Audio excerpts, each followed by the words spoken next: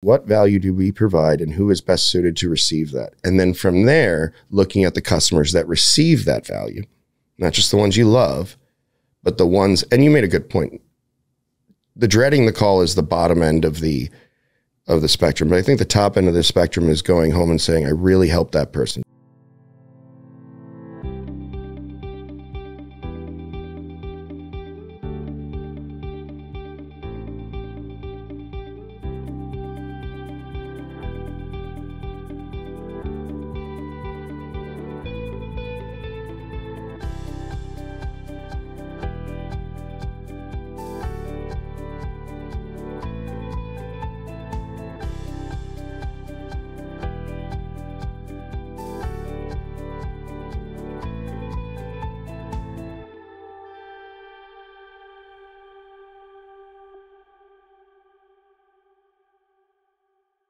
Simon sitting on a slough. Bang! 7 Sinbad sailors sailing the ocean blue. 8 uculating elephants eating eggplant.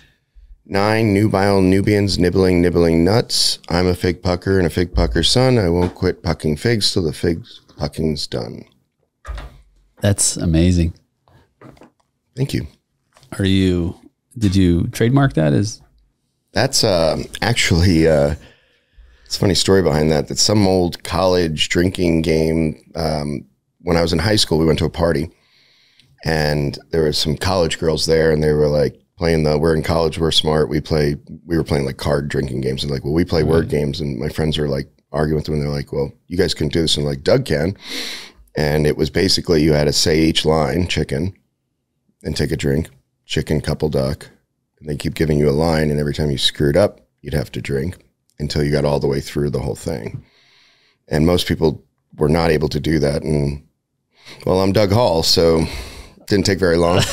And I'm still saying it to this day. So that's 37 years of saying chicken, couple duck, 3 brown bear, 4 running hair, 5 fat fickle female sitting sipping scotch, 6 simple Simon sitting on a slough, 7 Sinbad sailors sailing the ocean blue, 8 uculating elephants eating eggplant, 9 nubile Nubians nibbling nuts. I'm a fig pucker and a fig pucker's son. I won't quit pucking figs till the fig pucking's done. That's amazing. You know, that's the thing about friendships. You will always learn something new. It's true. About your friends. Especially if you're genuinely interested in that. But I mean, the reality is friendship means you're comfortable telling those stories. Right. Beautiful thing for me is I don't even remember half of them until something comes up. And I'll be like, oh yeah, that's a fun story I haven't told in a while. I try not to repeat content, but I do have a lot of stories. So I know you do. Which is one of the reasons why I wanted you to come on the show. Well, thank you for having me. You're welcome. One of the many reasons, obviously our friendship goes back pretty far, but the beauty of who you are and what you do is something that I think that others will continue to be not only interested in, but learn from. And one of the things that I think that resonates with people a lot right now, more than one of many things, is you hear about this great resignation. And so people are checking out of whether it's corporate work or whether it's working, frontline work or even factory work or whatnot. And, we've been friends so long, and I've seen you adapt and overcome to, so many contexts and contextual changes in your life. And I want to peel back a couple of layers, because there's a time in your life where you were at a really high level that gets me thinking about your experiences as, I don't want to say a young adult, but in your 20s, shaping you to be prepared to have that view. I get results. I mean, at the end of the day, people want people to get results on their team. I mean, you can talk the talk, but can you get results? And ultimately, this is a huge disparage that a lot of people think that they can just clock in and say, oh, I'm performance driven. Performance isn't results. They're not the same. I mean, you can certainly perform, but yeah, I don't know what performance driven really even means. Exactly. Yeah. I mean, yeah. It's like somebody likes to get on the treadmill or something like that. You're not going anywhere. You're just running in place. Right. Yeah, I results driven for me is just understanding that your lagging indicators are what matter. Your leading indicators are personal. Yeah. What did I have to do to get here? But your lagging indicators are proof of whether or not you can deliver on the job. And the reality is as leaders, we have to, I always say that everybody can, in your group, team, or company could have the same goal, but they don't have it for the same reason. Mm-hmm. And as leaders, sometimes we get fixated on our reason rather than just the goal. So somebody on my team may have the same goal I do, but they might have it for financial freedom, right? Or they may have it for the fact that they just enjoy what they do, but I'm the megalomaniac that wants to, grow it. And so that's my drive. But I have to also understand those emotional drivers for my team and make sure they're all aligned. I mean, ultimately, and I don't know if it's even a term, but results-driven leadership, which means there was just an article, I haven't even finished reading it yet, talking about that, but I joke in the office, I don't care if they come in, I don't care what time they're at their desk. All I'm worried about is whether or not they're achieving their goals and they're happy. Yeah. I don't want to run a company that I want people just as excited for Monday mornings as they are for Friday afternoons. And the only way to do that is to give them their own scorecard and dashboard so they can see how they move the needle. It's refreshing, but it reminds me, I have a colleague who had a client who decided, in order to facilitate the results they thought they wanted with their remote employees, which are now more prevalent than ever, they started measuring keystrokes, which is like the opposite of what you're talking about. That's like spying. I mean, and so to bring it back to when you opened this up, we're talking about now, a society where people are waking up, and you said checking out, I think, but I think they're waking up. I think they're like, I made a comment to a hostess at a bar restaurant that I would frequent right when COVID started. And she's like, I'm really worried about the bartenders. And I said, I'm more worried about the drunks. And she said, why? I go, because they're going to realize they can make a lot more money sitting at home than they can sitting here listening to me all night. And that's what's happening, is people are realizing I don't have to get up every day and do this same thing. There are a dozen other ways that I can make an income that also may bring me joy or give me more time with my family. And I think where the real misstep is companies are looking at this like something just ended and they can go back to the way it was. But it's like your business model is broken. Right. That's it right there. And because it was always broken, COVID was an accelerant. That's it. That's all it was, is it broke things faster.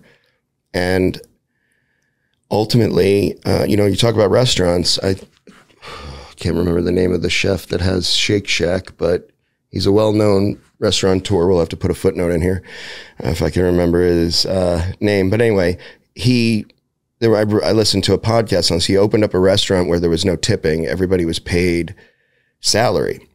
The interesting part of it is the reason he did it is because he saw that there was a flaw in the system, not just in the model of how you pay your front house staff, but really how the quality of food is directly affected by that model, because it doesn't allow the cooks to benefit from the business as much as it does bartenders and servers. So if bartenders and servers are getting the lion's share of the customer's money, the cooks and chefs slowly go to the next new venue and are replaced by subpar. And then the servers and bartenders follow, because then they're not getting the business and they're not getting the tips. So there was an inequity in the model that should have been fixed. Now, I don't believe it succeeded because everybody was so used to the same old way. Mm-hmm. But talk about a great opportunity to flip your model in the middle of a crisis. But did most restaurants do that? No. And now they're crying, we can't get any help. Well, you pay $3 an hour and expect them to make tips. And some of those people who you hired because of their looks are making 10 times that amount a day on OnlyFans. Right. I have a client friend who has a small sushi burrito restaurant. And I asked him about his turnover recently. Mm-hmm. And he said, I don't have it. And I said, what do you mean you don't have turnover? He said, well, maybe like once a year somebody will move or whatnot. And I'm like, why? He said, it's real simple, Nate. I just focus on taking care of my people. I said, what does that mean? He said, 1, I pay them right. 2, if they need medical help, I make sure they have it. I give them flexible time when they need to deal with stuff at home, right? I give them free food. I mean, just basic stuff. I create it in an atmosphere where I'm available when they need me. And he said, it works. He's only got maybe half a dozen people, but still in that business, you go through a half a dozen people every couple of months. And he's busy all the time. Of course, the food's good.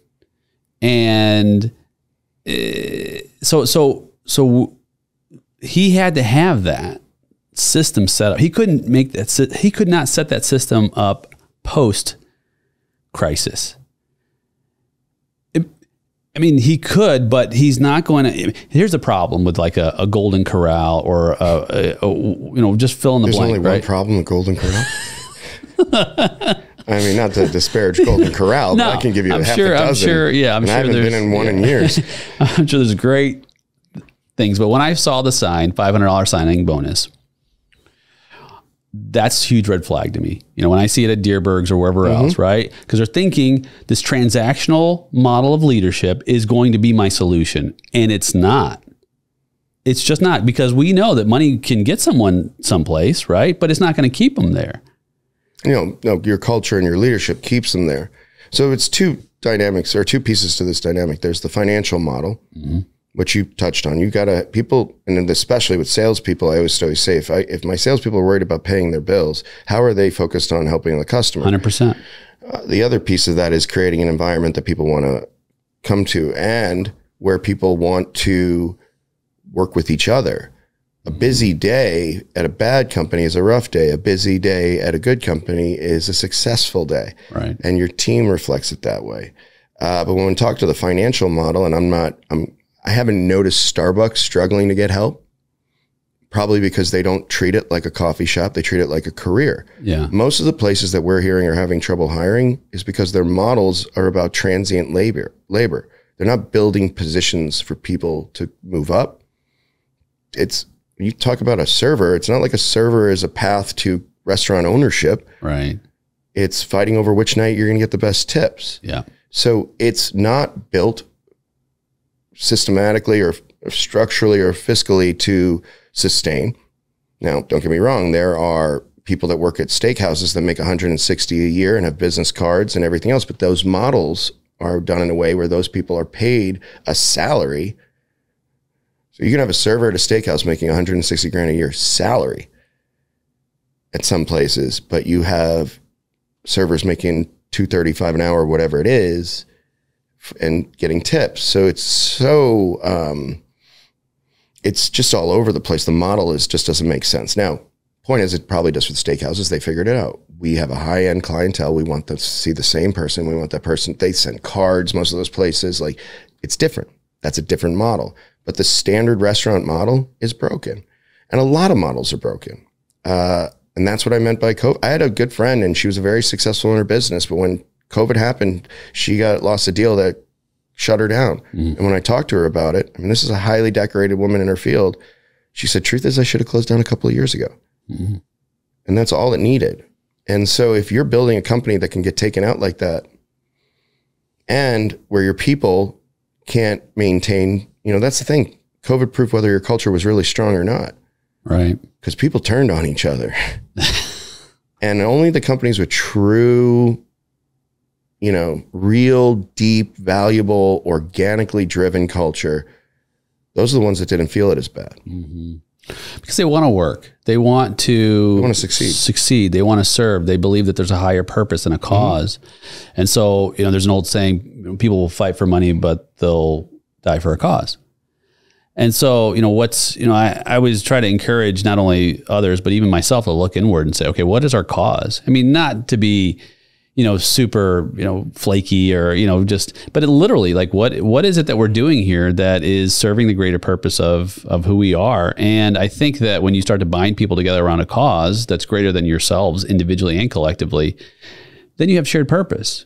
You have to have a cause. Look, businesses are not built to make money. I always joke, if I wanted to make money, I'd just sell drugs or be in finance. I mean, right. It's businesses are built to solve a problem or to provide a service. And even if your brand promise is just that, we're going to serve the best hamburger in town, at least you've given your team a North Star. We have promised the best burger in town. How do we make that? And guys, we made a great burger, and that's because of you. Yeah. Now, if you profit because of that, that's great. That's your sustainability and hopefully your scalability. But there's a big difference between investing in Bitcoin and building a team and a company and solving problems. And the reality of it is that, you know, business isn't complicated, people are, but people drive business. It's part of my company's, you know, tenets. And the people part is where leadership is, it's our greatest responsibility. Mm-hmm. I joke, I'm the caterer. As long as they've got beer in the fridge and they're fed when they're working late, and I can give them what they need, and they will tell me to get out of their way. I'll be like, you good? And they're like, get out of my office. Because my job is to support them in doing the job, not them supporting me. And look, this isn't BS. The reality is I was fortunate enough to start this company after having all that time to learn. And because I was around so many thought leaders and reading those books, it's like I watched a lot that didn't even practice what they preached. Mm-hmm. And a lot of them are just repurposing Carnegie or somebody else. Right. But the reality is those philosophies and tenets, when you follow them, they actually work. Not just being the leader that says, I'm this leader and I'm investing in my people, but literally the leader that cares about their people. Something I didn't even realize that I did, and it was a great compliment after I left the startup, was a few different people said, you know, you're the only, I really appreciated that you always came by my desk and asked if I was good, and I knew you meant it. And I got that from like 3 or 4 people, which really took me back because I don't even register that I'm doing it. I want to know that they're good when I walk by. It's sincere. Yeah. I want to make sure they're covered, because if they're covered, I'm covered. I was reading in a management book that of course I'm teaching, and the authors were talking about the theory of management by walking around. It's been around a long time. And basically, it's a Rockefeller technique. Yeah. And then the study, or Nosferatu if you're looking at the negative side of things. Right. Well, studies show that management by walking the Impaler, around. I'm sorry. Right. Okay. That's who they base Nosferatu off. Oh, yeah. No, you know that he used to walk around in the middle of the night dressed up as a, you know, like just a surf and like ask people what they thought of him. I did not know that. And if people said stuff bad about him, the next morning he'd send out the people for him. He was literally that paranoid that he would walk his town and put on like a jacket and a hood and be like, what do you think of that Vlad guy? He's cool, right? Fun times up there at the castle. All the impaling stuff, that's just for those other people. That's hilarious. No, I didn't know that. I'll look that up. Yeah. So on the opposite side of that is the good walks. Right. And I used to put 25,000 steps on my Fitbit when I worked at the startup. Yeah. Yeah. I had team members, they knew it rained, snow, whatever. If they wanted to talk, we walked around the building. Some of them had to tell me to slow down, but I moved. Well, and the general concept of management by walking around is shown to be less effective than what was originally taught, only to the degree that it doesn't focus on what you said, care for our people. In other words, if you're going to walk around so that you can check on people individually and make sure they know that you've got their back. And that's where that construct works. Interesting you say that. The best way is to talk to them from in front of them. And I've noticed that if you're going to walk the room, don't look at their screen. Right. Don't ask how they're doing and have them think you're reading their stuff. Look them in the eyes as you would anybody else from 4 feet away. I don't walk the room. When I walk by, I check in. Mm-hmm. So my thing is, I'm not out there like patrolling. If I'm going from one spot to another, it's, hey, you good? Cool. Right. I'll be over here if you need me. Yeah. It's not what are you up to today? Right. So what are you guys working on? Yeah. That's so disingenuous. Right. No doubt. No doubt. And they know you. They know when they see you looking at them like that, like, you know, Doug's going to make sure that I'm good. And that has such an incredible force behind it, because people, you know the saying, people don't work for companies, they work for managers or whatever. They work for leaders, whatever you want to call it. But they work for a cause. They work even more critical. And so I'll go around periodically and just ask, hey, what do you need? What is it that you need that you're missing right now to help you to be the best possible version of you and work in your genius zone? Just let me know. So having that open door to have that conversation, and they know that I mean it. Now, I have people that say, I need $1 million, and start laughing, right? And I was like, okay, that's cool. Let's find a way for you to get there, right? I mean, that's my response. Then call me when you realize that's not what you needed. Exactly. I love it. I'm going to add that one to the Rolodex. Well, when I work with college students and I do the career building programs and stuff, and a lot of them say, well, I just want to do it to make money. And I said, well, why don't you rob a bank? Right. Well, I mean, okay, well, why don't you get into stocks? Right. Oh, no. I mean, I still want to help people. Okay. So that's why you want to do it. Right.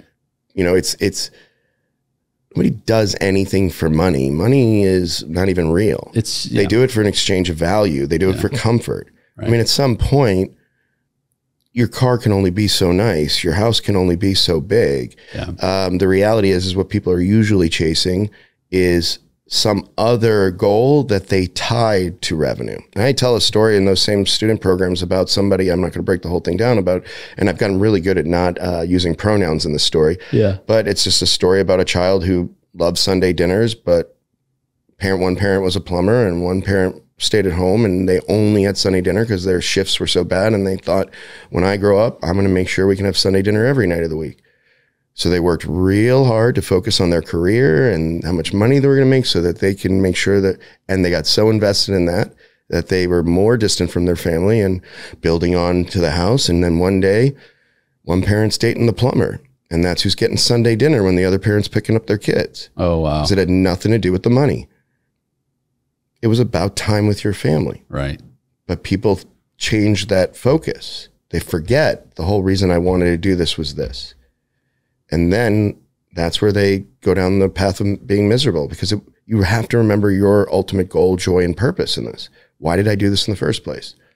And the other system check I always use is, would me a year ago be happy where I am? Mm-hmm. Would me 5 years ago be happy where I am? And would me 10 years ago be blown away by where I am? That's good, man. And as long as that check-in is clear, I don't question how I'm doing. Does that check-in... but let's break down, like, is that something that happens like annually? Is it just kind of top of mind? Did it happen when you decided to go out on your own after leaving GenieCast? The check-in happens when I'm feeling doubt. And that's rare at these days, because it's not that I don't doubt myself. It's that I have the confidence of knowing I'll figure it out. I say that a lot. Confidence isn't knowing you're going to win. It's knowing even if you lose, you're going to be fine. So I have less doubt now because I just have that zero FG mentality. Mm-hmm. If it doesn't work, I'll move on and sell it to somebody else or help somebody else or service somebody else. That's how I can be very restrictive about who I work with now, because I have that confidence level of, I don't need this gig as much as I don't need this gig as much as I need to work with people that appreciate me and I want to work with. So we actually have in our ideal client persona breakdown, core customer, qualifiers that they have to be self-aware. We have to see that we can help them and create an impact for them.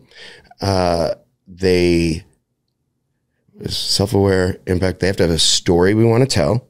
I won't take on a single client where I won't be excited to tell you about them. So if somebody came to me and they're like, we're just a hedge fund and we need our emails synced, good luck to you guys. I'll send you somewhere. Right. But there's no story there. So, and they can't be. And as long as they meet that criteria and it fits within our wheelhouse and we can deliver service, we'll take them on. But the team uses that when we make decisions about keeping clients. And they'll use it on me. And they'll say, Doug, do you still want to tell their story? Do we feel they're still self-aware? Wow. And that's what we use to make that decision. Because like I said earlier, I want everybody as excited about Friday as they are about Monday morning. And you can't do that if you pair them with clients that don't fit your culture. So culture is not just internal. That's right. And that's a big piece, is that when you have companies that are doing the type of work that doesn't create that love with their customers, it's very hard to maintain it with the employees.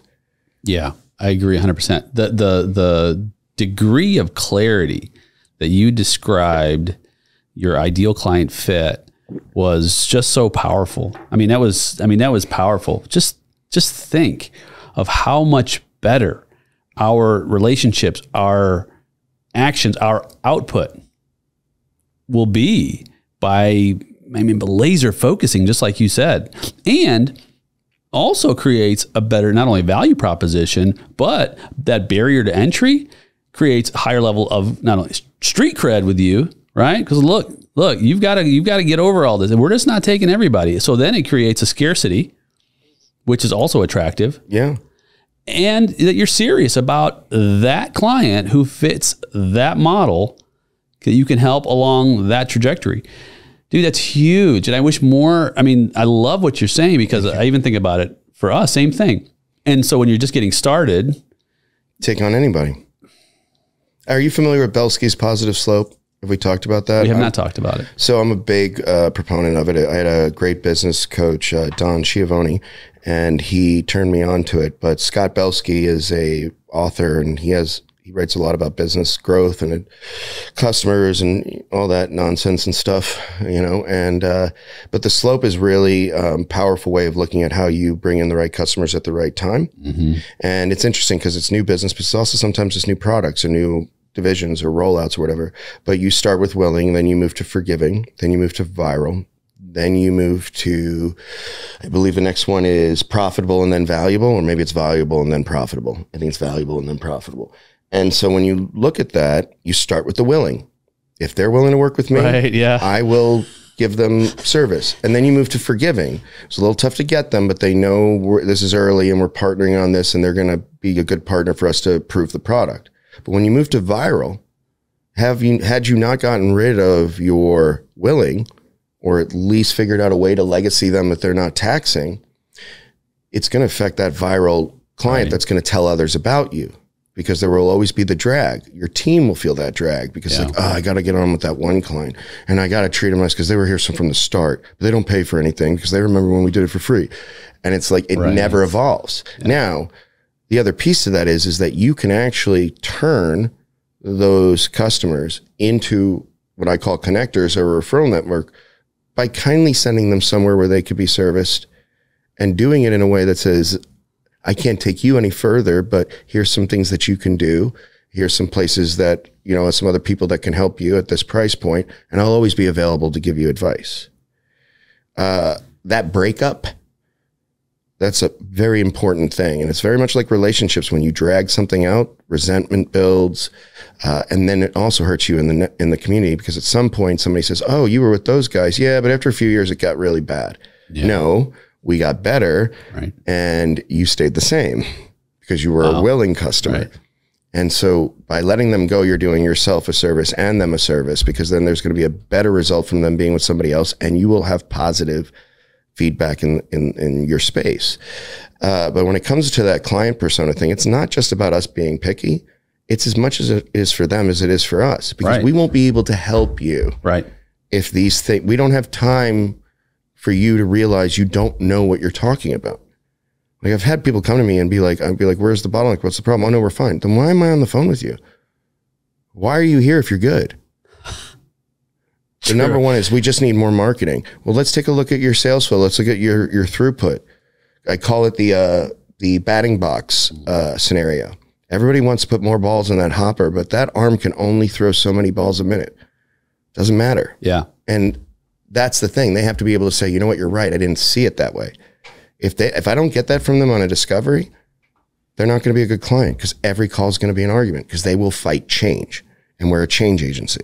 Wow. So let's break this down just a little more. For the listener who said, man, Doug, you've got to just dialed in the specific barriers to entry, the criteria. So let's dive in and just share maybe some real action items in order to get there. I've heard something said like this, and I'm just going to do some back and forth with you.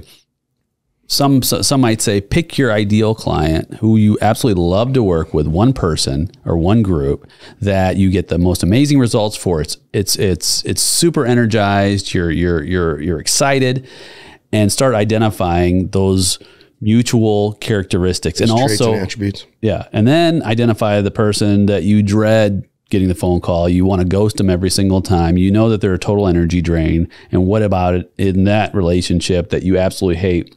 And use that as a base level. What would you say to that? Would you add? Would you subtract? I mean, I don't think it's that binary. Mm-hmm. You know, sometimes, and there's also the problem for bias there. Mm-hmm. You might love a customer just because you get along, but it's not an ideal scenario. Mm-hmm. There is the personal, you know, the client persona, which is, you know, seeing their demographic, their behaviors, to say this is somebody that is, you know, our ideal client persona is somebody that is in a leadership position that, you know, comes from the Midwest or blah, blah, blah. That might be as detailed as you want to get. But on the other side, you have to think about markets and offerings. it starts with the value you provide. That's the first piece. What value do we provide and who is best suited to receive that? And then from there, looking at the customers that receive that value, not just the ones you love, but the ones, and you made a good point. The dreading the call is the bottom end of the spectrum. But I think the top end of the spectrum is going home and saying, I really helped that person today. Yep. It's like when my parents used to tell me they loved me, but they didn't really like me at that moment. I say that with work. It's like, you got to love your job because you're not always going to like it. And you have to love your customers because you're not always going to like them. Yeah. But a lot of time, I mean, my customers become my family. And the thing is I've got family members right now that I'm going to be telling they got to move out of the house because I love them. And because this is going to go down a bad path because you cannot afford where our rates are now. And the team members you love and want are beginning to resent you because you pulled them away for more opportunity. Yeah. Because you're too needy and don't see the value in what you're spending. And I used to joke when I was in entertainment, somebody that wants to book a $375 jazz band versus buy a $30,000, semi-national act is a bigger pain than the person that buys a $30,000 act. No doubt. And it's always going to be that case because they don't see the value. So that's a big thing in our customer profile, is that self-aware and, is they see the value in our offering and appreciate our expertise. It's important because if you don't, you can't have a relationship with someone that's always questioning whether or not you've got the skill set to do it. So you have a listener right now who says, man, I have the hardest time. It's so difficult for me to break up because I feel like, just fill in the blank, right? I feel like I'm letting them down, or it's difficult for me to whatever. So every time I hear she's a good dear friend, but my VP of ops, every time she come in the office, they feel I would play Marv Albert's or Feelings or whatever. It's not Marv Albert, something Albert, Morris Albert.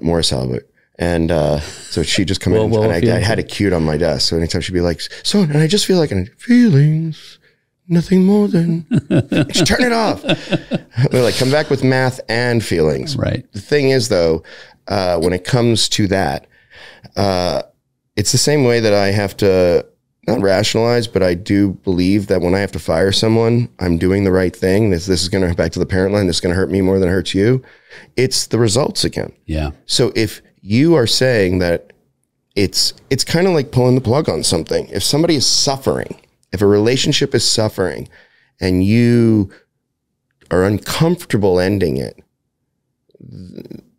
you're then being complicit in the toxicity. Yeah. That's now it's a breakup. It's hard to do, but once you have the confidence of this is the right thing, however they react is how they react. That's right. You can't control. You have to make a decision that's better for everyone. When I used to have to fire someone, it was because they made me make the decision for them. Yeah.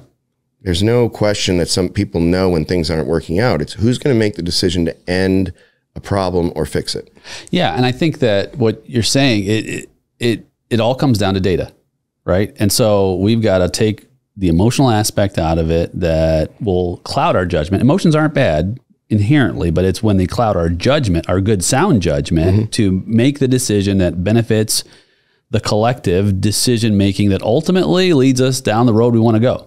Right. I mean, that's leadership. Leadership is directional. And when we are not operating in the best possible interest of the direction that everybody has agreed to share, then I think our leadership suffers. So we have to make those tough decisions. Oh, yeah. Have you ever listened to David Marquette?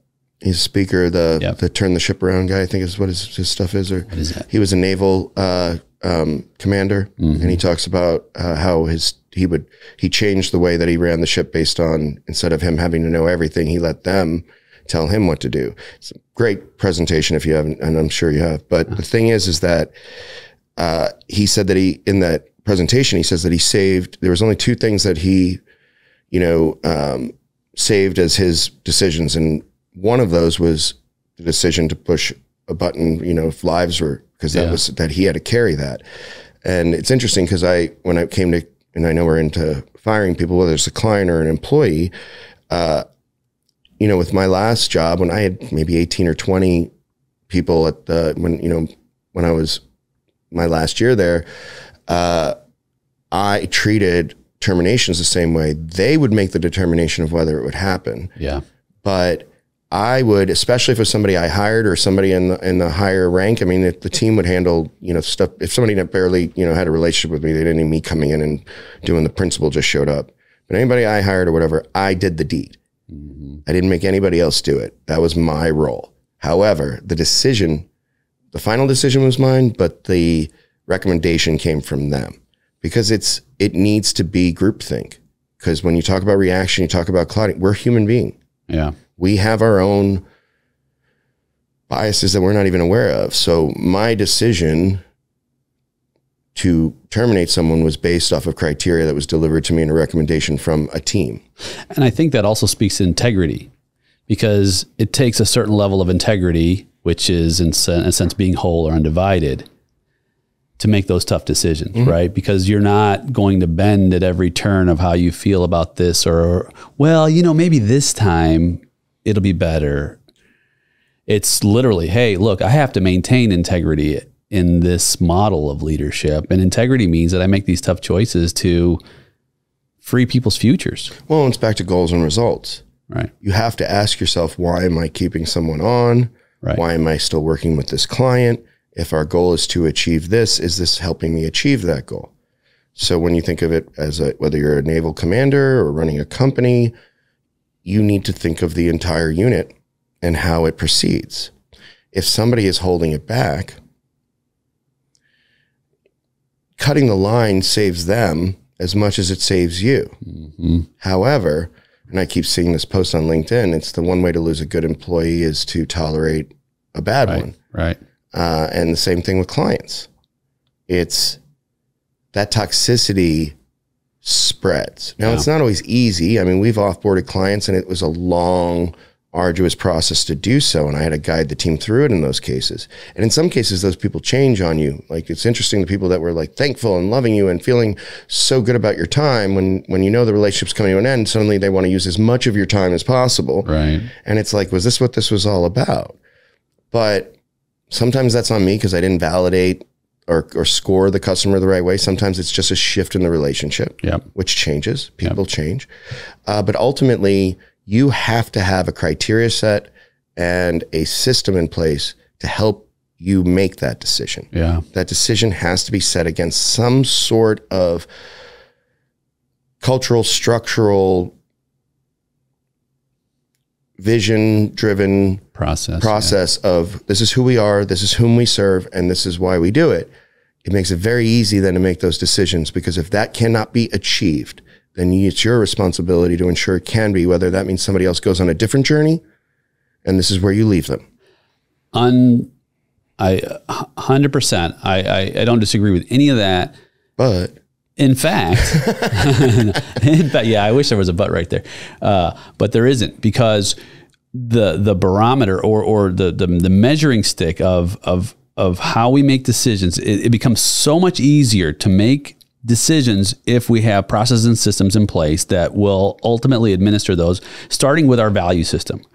Our core values, what is extremely important. These are non-negotiables. And I know it's like people say, oh, it's such a cliche. No, it's not. It is literally it's only like a cliche if you don't mean it. Right. Yeah. But if there's 3 to 7 non-negotiables, like these are required as barriers to entry and how we do business in our organization, those ultimately will then govern behavior. And we don't have to micromanage it anymore, because, say, for example, like Zappos, one of their core values is be honest. The first one, I think it is be honest. And they're usually like action items, right? So if you're a dishonest person, look, you just can't be a part of this culture. So it's your choice. Like you were saying earlier, right? People extinguish themselves based on their behavior. But if you don't have a clear set of how we roll, how will anyone ever know what's acceptable and what's not? Well, and it starts with self, and with a leader, it's very important, because that leader, a true leader, has to emanate the same belief system. Right. Because it's not like this is who I'm going to be for the next 10 years when I run this company, and then I'm going to change the culture at the next company. You can't create a culture and not be a part of it. Right. You can't manufacture a culture.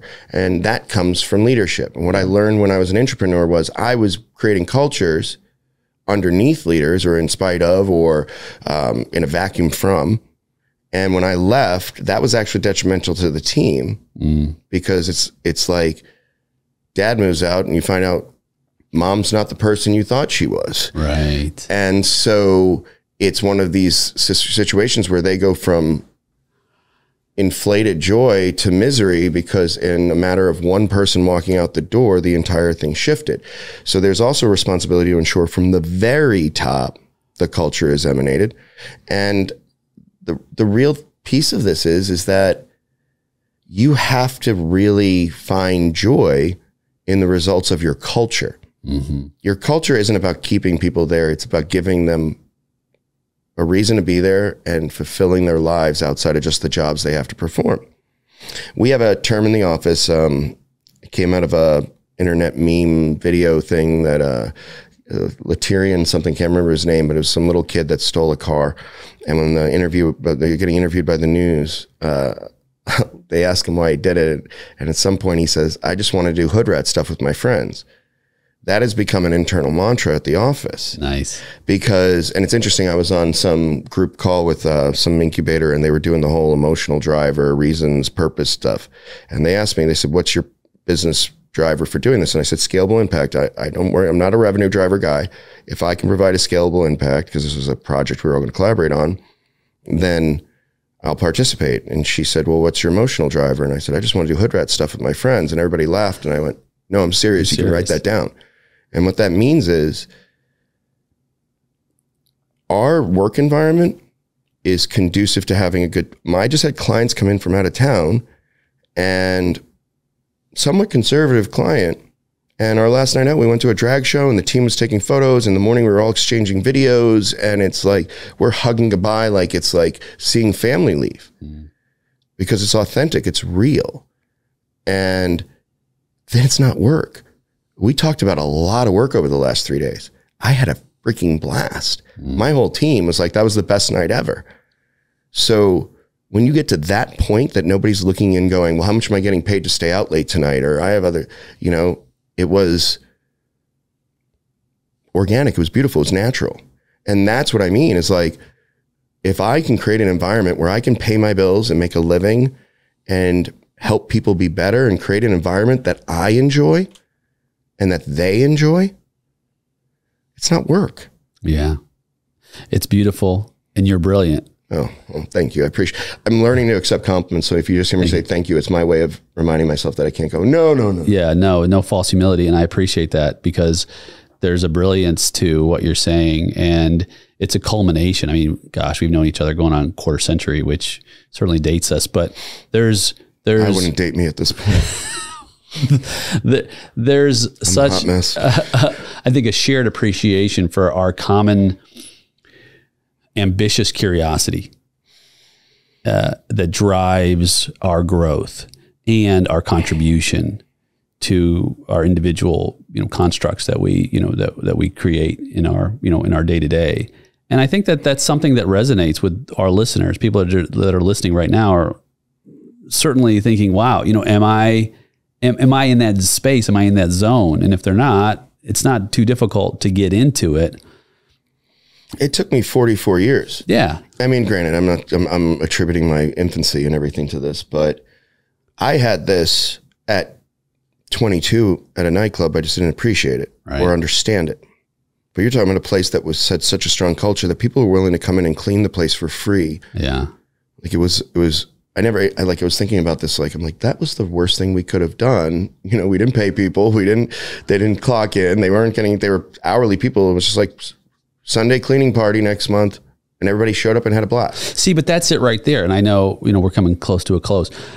That's it right there. These experiences that you've had over the culmination of your life have informed, these deep, important aspects of the value proposition of the environments we create. Because, the fact that people will work at a nightclub and clean and do whatever for nothing. I mean, there's all kinds of other examples of that in society as well. And that was before I started, but that was, it happened while I was there, but it was like they had a culture going that I helped thrive, but it's because everybody was fully committed to the success of it because it was something greater than just a name in a company. You know, I am fortunate enough to have had undiagnosed ADHD for a good portion, extreme ADHD for a good portion of my life. When I finally got diagnosed, and I went through a rigorous process, it wasn't just like, somebody get me Adderall. It was like a psychologist, then a psychiatrist. They had to have family members fill out forms, people from my past, people from my present. And when the woman handed me my paperwork back, she said, how have you functioned up until now? That's how extreme they were. Like, you should have been medicated years ago. And I said, quite well, actually. Yeah. The gift of that was, at a very early age, when somebody said, you have to figure this out, you have to do it this exact way, and you have to do this, I couldn't start a book 3 lines in. My head was somewhere else. Mm-hmm. So I had to look at things in a way of, what is the result they are looking for, and how do I get that to them in a way that doesn't force them to have to look at how I did it. Yeah. So it rewired my brain to be results driven. And I'll tell you a funny anecdotal story, which is, it's more of the mischievous side of me, but book reports were, you know, always a challenge. Yeah. I don't think I completed a book until I maybe completed 2 books up and through college. And I remember it was 4th grade. We had to do dioramas. Ooh. And they gave us like 6 books. And the teacher specifically said, now don't go just watch the movie. I will know if you just watch the movie. Now, one of those books was Old Yeller, which is the classic kid watches the movie book, which is what I picked intentionally, because I knew that the core of this is to figure out what's in the book that's not in the movie and be able to cover that. And then I could watch the rest of the movie. Uh-huh. That's what I heard. Everybody heard, don't watch the movie. What I heard was, make sure you catch the parts of the book that are not in the movie so you could speak to the whole story. Nice. So I read the first chapter and the last chapter. I forced myself through it. I made my diorama, and specifically, this is 4th grade, specifically made the diorama for the last scene in the movie in Old Yeller where they shoot the dog. I set it up for him to call me out. Gave the presentation. And Mr. Hall, it was a great presentation. However, you do know that the movie didn't end that way. And I was like, yes, I do know that. I couldn't figure out how to make a diorama of him and his dad just sitting by the river talking about it. And he went, okay, good. Slam. Got an A. You know, there's so much. We gotta, like, we have to talk about this on a subsequent talk, because the ADD, ADHD story, I know resonates.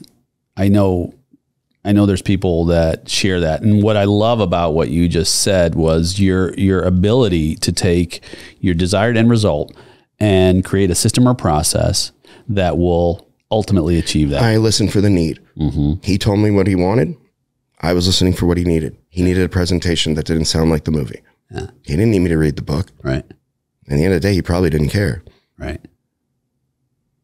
So I've trained myself to do that. So when I talk to customers now and they're like, I want marketing. Well, do you really want marketing? Because what I'm hearing is you need better sales. Yeah. But let's call it marketing. I'll still get you the sales results you're looking for. You know, like, what's the metric? The metric for that was a presentation that included pieces from the book that weren't in the movie. That was what it was. Yeah. It wasn't me reading the book. Stunning. Where can people find you, my brother? If you want anyone to find you. The bar depends on the day of week. Typically, it's as close to my place as possible. Advocate.associates is a great place to find me. Ultimately, LinkedIn is an ideal place to find me. For your listenership, I would assume that would be good. So it's typical LinkedIn / Douglas T. Hall. So Douglas T. Hall. There's only 1 S in Douglas. I think there's only 2 people in the world that have 2 S's in their Douglas name, and everybody has to check that you're not those 2 people.